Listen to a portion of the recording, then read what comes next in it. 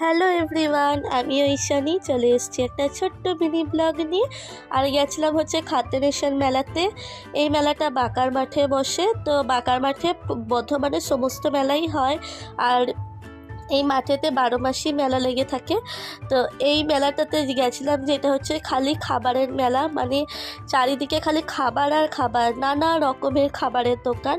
তো বর্ধমানের যত রেস্টুরেন্ট আছে, যা যা দোকান আছে খাবারের, সব এখানে ছোট্ট করে স্টল দেয়। তো আমরাও ডমিনোস থেকে পিৎজা কিনে নিয়েছিলাম। আর আমরা যা যা খাবার কিনেছি সেগুলো সব বাড়ি নিয়ে চলে এসেছিলাম, কারণ বাইরে খেতে আমার খুব একটা ভালো লাগে না। আর আমার মিঠুও ছিল, তো তাকেও তো একটু দিতে হবে, না দিলে তো মন খারাপ করবে। তাই জন্য বিরিয়ানি কিনে বাড়ি চলে এসেছিলাম। তো এই যে স্মার্ট বাজার উল্টো দিকে যে বিরিয়ানি দোকান, ওখান থেকে মা আর পাপা খেতে ভালোবাসে বলে ওখান থেকেই নেওয়া হয়েছিল।